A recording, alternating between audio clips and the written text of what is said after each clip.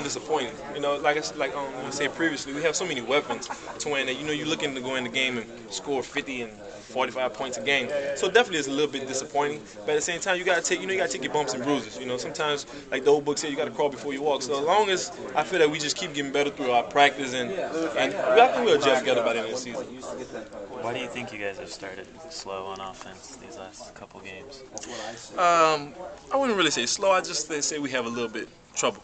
A little trouble. As far as, cause we have so many people that could to get the ball in. So many people probably, so many hands to try to get the ball in. I know it's probably hard for Coach Whipple to go in there and be like, well, I got to get Damian Barry his carries. I got to get Lamar Miller his carry. I got to give Hankerson his catch. I got to give Darius his catch. So, it definitely is going to be hard, when you have so much talent on the team. But as long as we just, come together and feel like, well, no matter no one-man team, as long as we feel that person can make the play, it all should be good.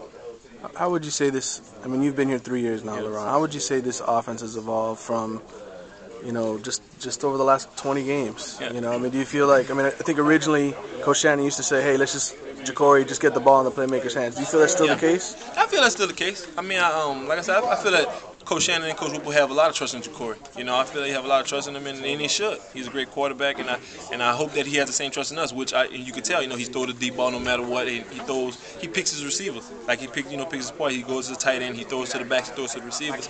But I definitely think this offense, like I said, we have a little rocky start. We had a rocky start, but at the same time, we can't let that dictate the rest of the season.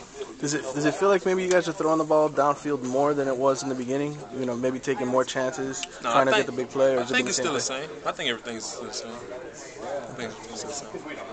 Do you feel like there's a guy on offense who, if things aren't going well, like the way you guys want them to, is there a guy who can kind of get in some faces and kind of fire you guys up on offense, get you guys focused? Definitely Damian Barry. He's a strong vocal leader.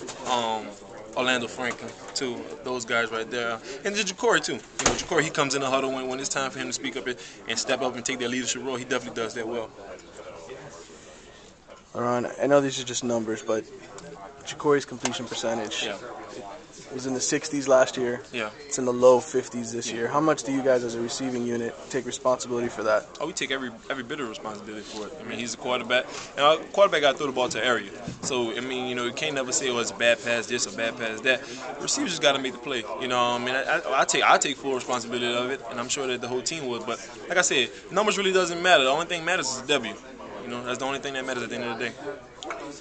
Coach Shannon was saying that North Carolina does a good job of taking away the deep ball. Yeah. With their defense. Oh yeah, the defense, they play great in quarters. They say they get real back deep off the hash. Their corners give you like a lot of cushion. So it's just some things that we gotta take advantage of in the passing game and also in the running game also.